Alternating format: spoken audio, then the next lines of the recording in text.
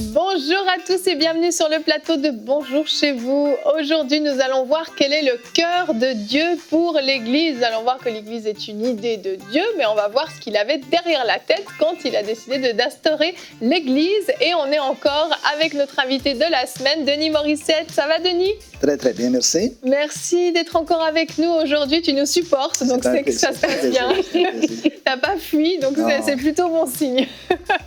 Aujourd'hui, donc, Nadine, tu vas être avec nous aussi et tu vas faire une rubrique culture et médias. Oui, aujourd'hui, je vais parler d'un organisme qu'on aime beaucoup, qui s'appelle Portes Ouvertes, un organisme qui vient en aide aux chrétiens persécutés. Et en ce moment, il y a le Portes Ouvertes Challenge qui a commencé en fait depuis le début de l'année. Et c'est une action où est-ce qu'ils viennent pour aider les chrétiens du Nord Cameroun qui sont persécutés en ce moment par Boko Haram. Et donc, il y a un challenge qui est mis en place et je vais en parler tout à l'heure dans la rubrique culture et médias. Super. Et Denis, aujourd'hui, on va te faire travailler. Ouais. Tu vas faire la pensée du jour et tu vas répondre à une question d'Ingrid de Belgique. Je n'arrive pas à bâtir des relations dans mon église locale. Que faire ? Ça va aller pour répondre à cette question? Oui, bien sûr. Puisqu'on va aborder toute la question de l'Église, je vais un peu répondre à la question que tu as soulevée tout à l'heure, c'est-à-dire qu'est-ce que Jésus avait en tête lorsqu'il a dit « Je bâtirai mon Église ». On a hâte de savoir ça et on commence tout de suite avec la pensée du jour.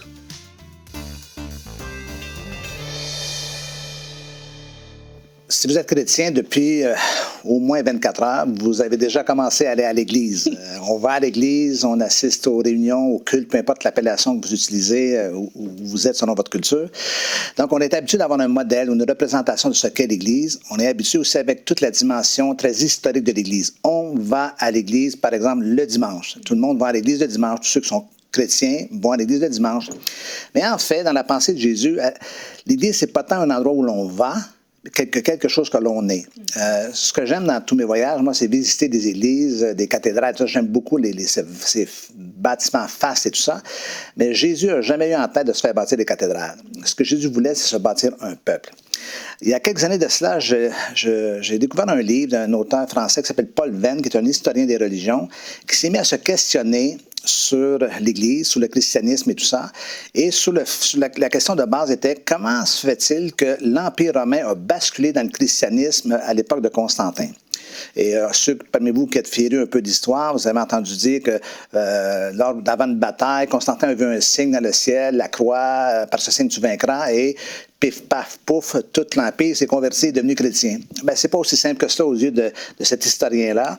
Et lorsqu'il a poussé sa réflexion, a fait les recherches nécessaires, il a découvert qu'il y avait 3 facteurs qui ont fait en sorte que l'Empire romain a basculé dans le christianisme. Premièrement, il a découvert que les gens avaient découvert une religion d'amour. C'est que le christianisme était en contraste avec tous les cultes de l'époque, les religions païennes, la mythologie romaine, ce qui restait de la mythologie grecque et tout ça.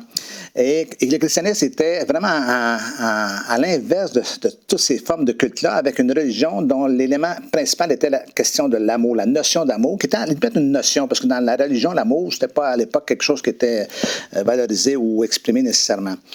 La deuxième chose qu'il a découvert, c'est la personne de Jésus. C'est que les gens étaient attirés par ce chef religieux, par ce personnage, et pensant encore une fois, dans votre imagination, les fameuses divinités païennes avec les sacrifices et tout cela. Et tout d'un coup, Jésus arrive là et il s'intéresse aux pauvres, à ceux qui souffrent. Quand on regarde toutes les relations de Jésus, par exemple, dans les évangiles, on voit ça avec une évidence, comment il s'est intéressé à ceux dont la vie était mal en point, en particulier. Et la troisième raison, ça a été, et ça faisait le sujet d'un chapitre, l'invention de l'Église. Et toutes les religions du monde ont des lieux de culte, ont des temples et tout cela. Mais le christianisme, c'est surtout pas cela. Voilà pourquoi même d'ailleurs, dans certains pays en ce moment où il y a la persécution, il n'y a pas nécessairement d'endroit où se rassembler, ils n'ont pas de lieu de culte, mais l'Église n'est pas en train de s'éteindre ou de mourir à petit feu. Et au contraire, on sait que les indices de croissance, par exemple en Chine et dans certains pays qui sont fermés, c'est exponentiel tout cela. Pourquoi? Parce qu'ils ont compris que l'Église, c'est pas tant un lieu où on va que quelque chose que l'on est, et que l'Église, c'est plus que la somme des réunions. Okay? Moi, ça fait 45 ans maintenant que je suis chrétien, je ne peux pas compter le nombre de réunions auxquelles j'ai assisté dans les églises. Hein. Surtout quand, aux nouveaux convertis, il fallait aller à l'église 3 fois par semaine, mis à part des réunions spéciales, quand il y avait quelqu'un de passage. Mais l'Église, c'est plus que cela. L'Église, c'est plus qu'un message, c'est plus qu'un lieu. L'Église, avant toute chose, c'est un peuple. Et un jour, je ne sais pas si ça s'est passé comme ça, mais dans mon imagination, oui, l'apôtre Paul a pris son saint doigt, il s'est gratté sa sainte tête, il s'est dit, mais comment je vais faire pour expliquer aux Corinthiens et aux Romains c'est quoi une église? Et tout d'un coup, paf, il y a eu la révélation, l'église c'est comme un corps. Donc c'est un organisme vivant. Alors, littéralement, là, ce que Jésus avait en tête lorsqu'il voulait bâtir son église, c'était de se construire un peuple de gens qui prendraient soin les uns des autres. Et si vous me permettez, je vais vous donner une petite définition que j'utilise souvent quand j'enseigne sur l'Église. L'Église, c'est un corps de croyants dont les vies sont dédiées à Jésus-Christ et qui sont équipés pour servir et rencontrer les gens dans leurs besoins. Donc, l'Église, c'est pas seulement pour moi, je vais à l'Église pour, mais c'est aussi quelque chose que je dois faire envers les autres. C'est pas simplement dans un sens unique, mais c'est en double sens. Donc, l'Église, c'est littéralement un corps, c'est un organisme dont les membres prennent soin les uns des autres. Vous savez, permettez-moi d'aller un peu dans cette direction-là. Il y a quelques années de cela, on avait à l'église où j'étais à l'époque, il y avait un policier c'est un patrouilleur sur la ville de Montréal. Il me disait toujours, Denis, j'aimerais ça que tu viennes faire la patrouille de nuit avec moi à Montréal. Tu verrais un peu l'autre facette de Montréal, la face cachée de la ville. Hein? Et je me souviens, j'hésitais. Puis un jour, il m'a convaincu et j'ai fait tous les cas d'urgence assis dans la voiture patrouille du policier. Toute la nuit avec les gyrophares. Je me pensais un peu dans un film hollywoodien et tout cela. Et à la fin de la nuit, on allait prendre un café ensemble. Puis il m'a posé la question, qu'est-ce que tu penses dans tout ce que... Et là, je ne vous raconterai pas tout ce que j'ai vu de drame dans la nuit. Mais je suis arrivé à la conclusion que l'espoir de ce monde, bien sûr, c'est Jésus, mais l'espoir de ce monde, c'est l'Église. L'Église doit faire ce que Jésus lui demande de faire. Et le drame, c'est que ceux qui arrivent tous sur Montréal, on le voit quand on arrive en avion, c'est plein de clochers. Okay? Mais ces églises-là, ce sont des monuments historiques qui n'ont plus la fonction originelle que Jésus avait en tête. Donc, littéralement, quelqu'un qui est perdu dans le chaos de la vie ne sait même pas qu'il peut aller à l'Église pour avoir une réponse à ses besoins, que ce soit des questions spirituelles, suite à des interrogations à ce niveau-là, que ce soit pour des besoins personnels, pour être soigné et tout ça. Et ce que je fais depuis les dernières années, depuis presque tout le temps, je dirais, c'est d'amener les gens à voir l'Église d'une façon différente, comme une famille. D'ailleurs, il y a tout un langage dans le Nouveau Testament sur les relations fraternelles. Donc, Paul fait allusion à la famille de Dieu. Donc, voyez-vous, il y a quelque chose qui est de l'ordre des relations qui maintenant a été un peu mis de côté au profit de certaines prestations, au profit d'un lieu où les gens s'assoient passivement et regardent quelque chose qui est très, très bien, un message qui peut être touchant, mais les relations en ont pris un coup. Et moi, je crois qu'il faut revenir à cela. Amen. Voilà. Donc, ce que j'ajouterais aussi, c'est que cette Église, elle avait une fonction. Jésus avait en tête un plan. Et bien sûr, il y avait le plan de ce que j'appelle le sauvetage de l'humanité. L'Église, elle est là comme un phare pour démontrer à l'humanité que Dieu existe. L'Église, elle sert à cela. Et c'est l'évangélisation, évidemment. Mais il y a un deuxième aspect qui est négligé beaucoup, c'est ce que j'appelle la sauvegarde de l'Église. C'est-à-dire que le sauvetage, c'est sauver les perdus. La sauvegarde, c'est guérir les sauvés, c'est-à-dire de rétablir les gens, que ce soit dans leur vie de famille, dans leur vie personnelle. Les gens sont tellement blessés de nos jours, partout. Il y a plus dans ce monde de désespoir que d'espoir. Il y a plus de gens blessés que de gens qui sont en bonne santé. Il y a plus de gens qui sont, dont les vies sont mal en point que des gens qui tirent le meilleur parti de la vie. Et l'Église, elle est là pour apporter des solutions à ces gens-là, en autant qu'elle comprenne sa mission dans ce monde. Amen, amen. Merci beaucoup, Denis. Le rôle de l'Église, on voit qu'il est hyper important et tu as détaillé pas mal de points. On va creuser encore un petit peu parce qu'il y a encore, je sais qu'il y a encore des choses à dire. Tu as médité beaucoup sur ce thème-là et comme tu l'as dit, tu as voyagé dans beaucoup d'églises en fait. Tu as vu toutes sortes de choses, tu as vu toutes sortes de chrétiens, toutes sortes de manières de faire aussi, de faire l'Église, entre guillemets. Et j'aime beaucoup comment tu as commencé ta pensée en disant que l'Église, avant tout, c'est nous. C'est pas un bâtiment, c'est pas un clocher, parce qu'effectivement, on a vu beaucoup de villes comme Montréal, mais il y en a beaucoup d'autres qui sont remplies de bâtiments, mais dont le cœur est malade, dans les personnes, les habitants sont malades dans tous les sens du terme.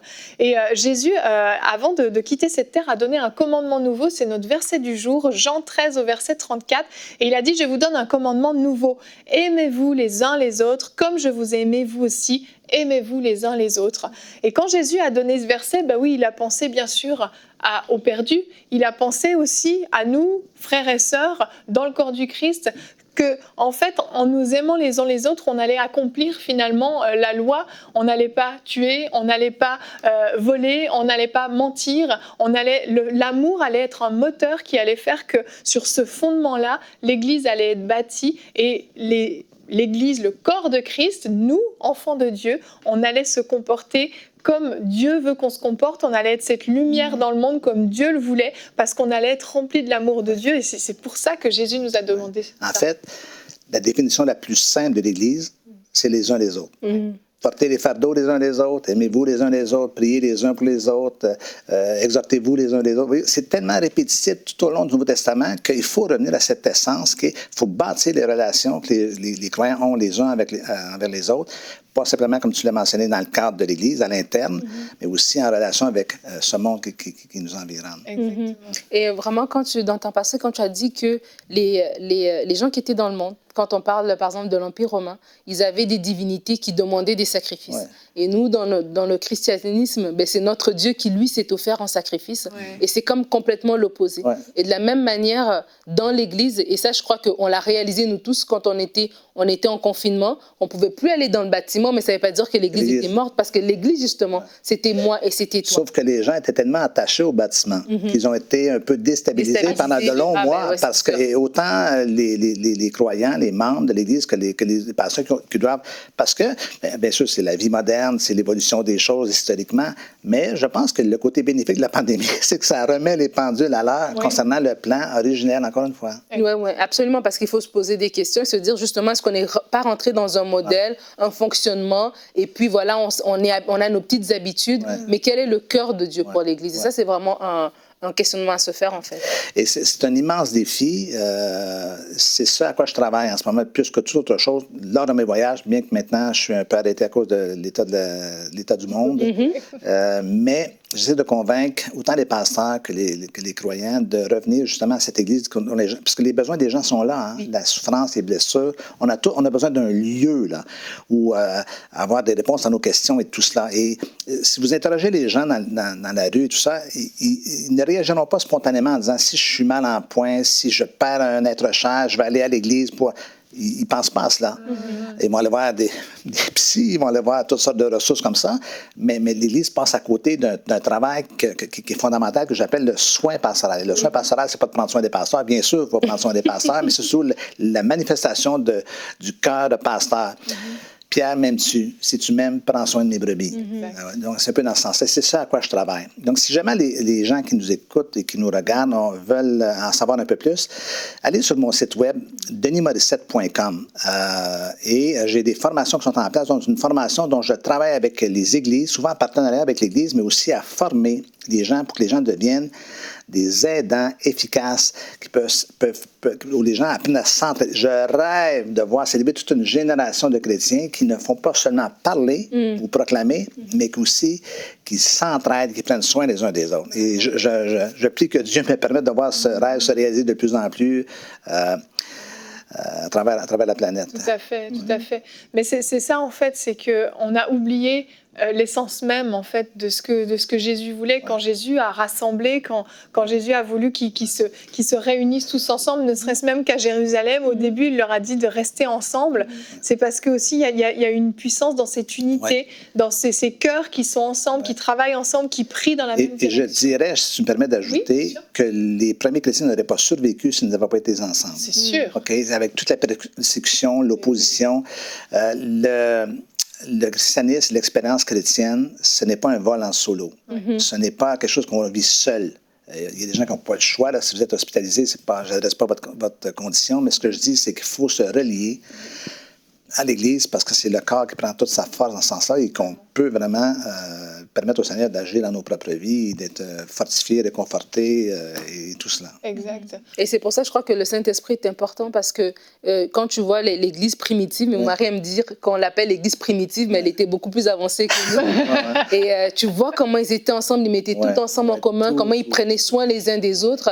C'est parce que le Saint-Esprit était là aussi et l'amour de Dieu qui est répandu dans nos cœurs par le Saint-Esprit, ça fait toute la différence. Absolument. Et des fois, on a du mal à avoir ces réactions-là parce que on manque d'amour, mais on manque d'amour parce qu'on essaie peut-être de l'avoir par nos propres forces, mais c'est là que c'est important aussi d'avoir cette vie de l'esprit, d'avoir ce secours du Saint-Esprit pour que l'amour puisse régner, pour que ce dessein puisse s'accomplir. Je pense que le grand défi, c'est surtout pour l'Occident, pour nos pays développés. Parce que si on va en Afrique, si on va dans certains, ils ont sauvegardé un petit peu le tissu relationnel. Ils sont très communautaires, ils se supportent ensemble. J'ai visité des églises qui étaient très, très pauvres, mais que la cohésion, le support, elle est là. Nous, on a souvent de belles grandes églises où les gens sont seuls, OK?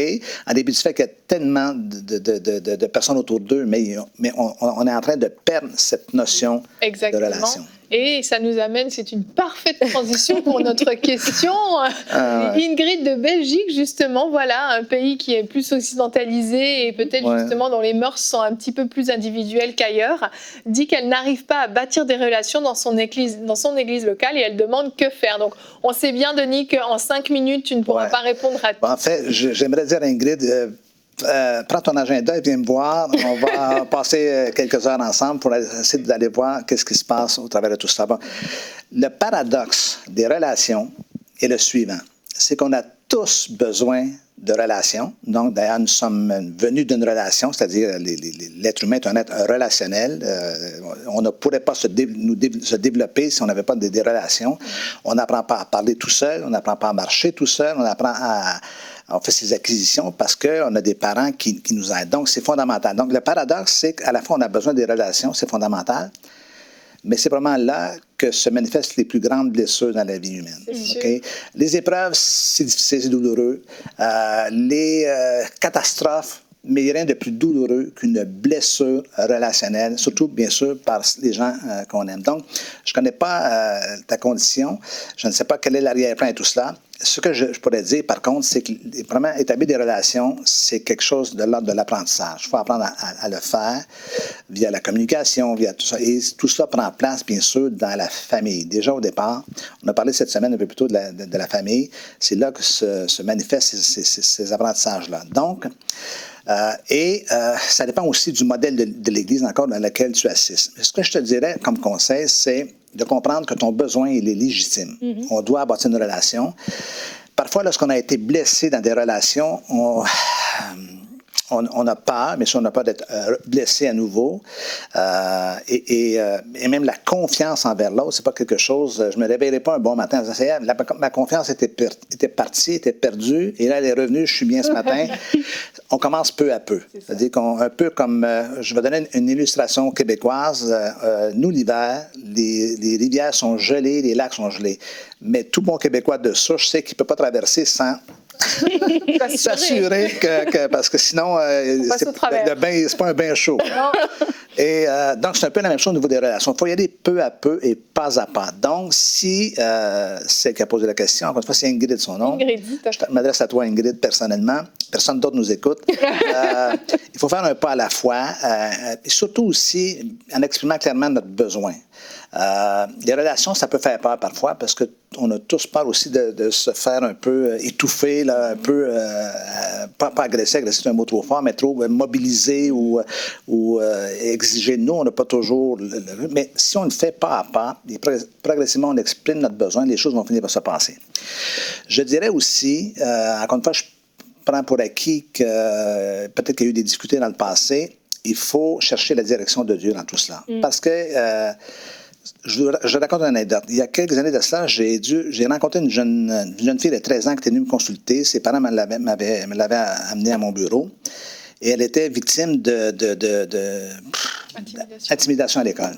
Et là, comment expliquer à un enfant de 13 ans, une jeune fille hyper intelligente et tout ça, c'est quoi l'intimidation? Puis là, je dis, Seigneur, comment je pourrais l'expliquer? J'ai expliqué la métaphore de la forêt ou de la jungle. Il y a de beaux animaux dans la jungle ou dans la forêt. Il y a des animaux qui sont dangereux. OK? Et donc, chez les humains, c'est un peu la même chose. Il y a des gens bien dans la vie, il y a des gens compatissants, il y a des gens serviables, mais il y a des gens qui le sont moins. Des gens blessés blessent les gens. Hein? Donc, il y a des gens qui sont mal en point de leur vie, puis, bien sûr, ils rendent la vie des autres misérables. Donc, il faut vraiment chercher la direction de Dieu pour qu'il nous dirige vers des personnes qui vont être pour nous une source de réconfort, de support et tout cela. Et ça, l'Église peut pourvoir à cela. Et encore une fois, je reviens un petit peu à la notion d'Église. L'apôtre Paul a insisté sur des relations fraternelles sincères. Je n'ai pas le temps de vous raconter, mais moi, si je suis devenu ce que je suis devenu, c'est à cause de l'Église locale.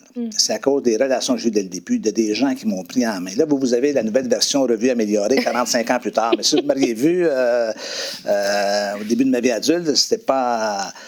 Et c'est des gens qui m'ont pris en charge, qui m'ont aimé, qui ont établi des relations avec moi. Je suis devenu comme une famille. Donc, c'est ce que je souhaite pour Ingrid. Mais il faudra qu'elle fasse des pas dans cette direction-là et qu'elle ne présume pas que les gens vont deviner spontanément qu'elle a besoin d'être en relation. Il faut qu'elle initie quand même des gestes dans cette direction-là pour que son besoin soit répondu. Excellent, merci pour cette très bonne réponse, Denis. Je sais qu'il y avait beaucoup à dire. C'est un bon résumé, un bon condensé. Ingrid, j'espère que cette réponse, vous a éclairé. En tout cas, ça en a certainement éclairé certains parce que je pense qu'Ingrid n'est pas la seule dans cette situation.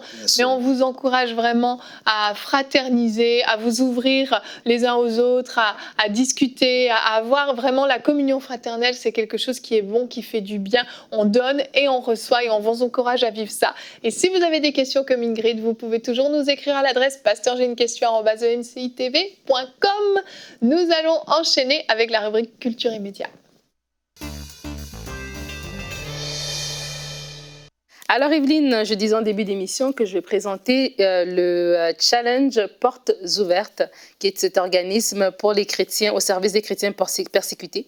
Et ils ont chaque année des challenges et cette année, le but c'est d'apporter en fait des aides de première nécessité aux chrétiens du Nord Cameroun qui sont attaqués souvent par Boko Haram. Donc c'est des maisons qui sont détruites, pillées, il y en a même qui perdent leur vie malheureusement. Donc, ils ont besoin de soutien matériel, ils ont besoin de services, ils ont besoin de soins post-traumatiques, ils ont besoin d'aliments. Donc, il y a beaucoup de choses qui sont en jeu. Et justement, par rapport à ce challenge, il y a une petite vidéo de présentation qu'on va regarder tout de suite. Pour celles et ceux qui ne connaissent pas les challenges Portes ouvertes, laissez-moi vous le résumer en 2 mots. Défi sportif. Alors, en quoi faire du sport va aider mes frères et sœurs persécutés dans le monde? Je vais vous l'expliquer, vous allez voir, c'est très simple. Le but des challenges est qu'en amont de ces différents défis, vous puissiez prier et récolter des fonds pour soutenir un projet.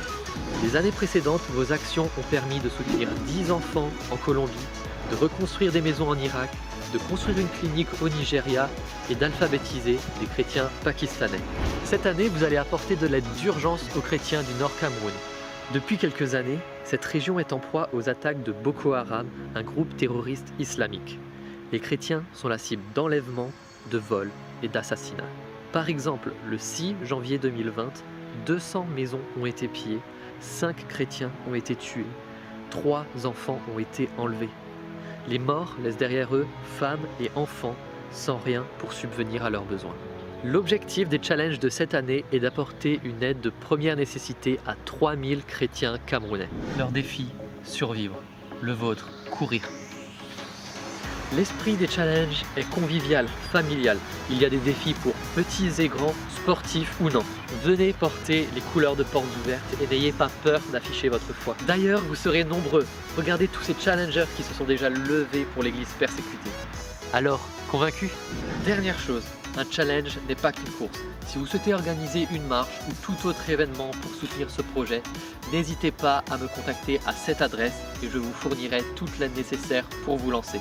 Et aussi, n'hésitez pas à venir faire un tour sur notre site web afin de vous tenir informé sur les différents challenges proposés et du projet soutenu cette année. Voilà, désormais tout est entre vos mains. Je n'ai plus qu'à vous dire à bientôt, je l'espère, sur la ligne de départ. Que Dieu vous bénisse. C'est super, initiative, vraiment, Portes ouvertes, on vous félicite pour le travail qu'ils font année après année, un travail de dur labeur, mais ils sont vraiment le cœur de Dieu pour l'Église. Ouais. Oui. Vraiment, ils font un travail extraordinaire. Et dans cette vidéo, on a vu Xavier qui est le responsable un peu des challenges. Et en fait, il y avait un challenge pendant le confinement. Donc même pendant le confinement, ils ne se sont pas reposés. Il y avait un challenge défi confinement qui avait vraiment bien marché. Et aujourd'hui, il y a ce défi, en fait, la marche solidaire. Comme il a dit, c'est pour les chrétiens du Nord Cameroun. Donc ce qui va arriver, en fait, c'est que tu n'es pas obligé de courir, tu peux marcher, tu peux faire autre chose, c'est vraiment flexible. Mais en fait, l'idée, c'est de récolter des fonds pour subvenir à ces personnes. On a dit 3000 personnes ont besoin d'aide en ce moment. Et donc, voilà. Donc, c'est vraiment là. En allant sur le site portesouvertesaupluriel.fr, vous allez pouvoir avoir l'information. Donc, comme il a dit, vous pouvez, par exemple, marcher. Donc, tu marches 30 minutes ou 20 minutes, tu prends une pause, tu pries. Parce que quand tu vas t'inscrire, ils vont t'envoyer une fiche avec le pays en question, avec les besoins du pays, avec des témoignages, avec des photos. Donc, c'est vraiment, chacun va le prendre à cœur. Et aussi, ce qui est bien, c'est qu'ils envoient même des recettes typiques du pays que tu peux essayer. C'est vraiment pour se dire, c'est mon frère et ma soeur, même s'il a 5 000 kilomètres, c'est mon frère et ma soeur. Et comme ça, tu prends vraiment cette cause à cœur. Donc, on a le choix. Soit de faire une course, mais peut-être faire une soirée chez soi, un repas, un truc de jeûne, peu importe. L'idée, c'est vraiment de sensibiliser aussi les gens autour de nous. Donc, leur objectif, évidemment, c'est 41 300 € pour apporter les aides de première nécessité. Chaque personne peut donner comme il le peut. Comme il a dit, le 6 janvier, il y avait déjà eu une attaque sur ces chrétiens-là. Et au mois entre janvier et novembre de l'année dernière, c'est 25 chrétiens qui ont été tués par chaque mois lors des insurrections du Boko Haram. Donc, le challenge ici, il y en a un plus précisément le samedi 10 octobre, les 6 km de Tervuren en Belgique. Donc, ça, c'est un challenge de course. Mais comme j'ai dit, vous pouvez faire toutes sortes de challenges. Si vous voulez vous inscrire, vous allez sur leur site. Donc, pour participer, portesouvertes.fr. Après ça, vous créez une page de collecte, vous créez un profil, vous personnalisez votre page, vous parlez de ça autour de vous et vous vous rencontrez le 10 octobre pour la course de 6 km. Mais sinon, ça peut être toutes sortes de choses. Il a donné son adresse à Xavier C à portesouvertes.fr. Très gentil, monsieur vraiment bienveillant avec qui j'ai échangé. Je vous encourage vraiment à soutenir cet organisme qui vient en aide à nos frères et sœurs persécutés. C'est vraiment une très très belle initiative de la part de Portes Ouvertes. Ils ont plein de bonnes idées pour qu'on ne les oublie pas, ces frères et sœurs persécutés, parce qu'on peut les oublier dans tout notre confort, dans tout notre train-train quotidien, on peut les oublier. Et Portes Ouvertes est toujours là pour nous rappeler, n'oubliez pas vos frères et sœurs persécutés dans le monde. Et on a beaucoup qui souffrent. Et c'est vraiment nécessaire qu'on se lève et qu'on prenne soin d'eux dans la prière, par nos finances, pour financer justement ces œuvres qu'ils mettent en place. Moi personnellement, je ne vais peut-être pas aller au Nord Cameroun pour aider mes frères et sœurs, mais si avec mes finances, je peux permettre à un groupe de missionnaires d'aller le faire, c'est extraordinaire. Amen. Donc on vous encourage vraiment à participer, à la hauteur que vous pouvez participer, de la manière dont vous pouvez participer, mais pensez-y parce que l'Église, c'est ça aussi, c'est cette solidarité, comme l'a dit Denis, c'est les uns les autres, et les uns les autres, c'est nos frères et sœurs dans ces pays également où ils sont persécutés. Amen. Merci Denis d'avoir fait cette semaine avec nous. Tu seras encore avec nous demain dans la rubrique C'est mon histoire où tu vas nous partager ton témoignage. Et notre thème sera Laisse Jésus essuyer tes larmes. Nous en parlerons demain et comme je le disais, donc Denis sera avec nous pour nous partager son témoignage. Vous allez voir comment le Seigneur a déposé une grâce spéciale sur sa vie lors d'un deuil difficile qu'il a eu à traverser. Merci de nous avoir suivis et bonjour chez vous.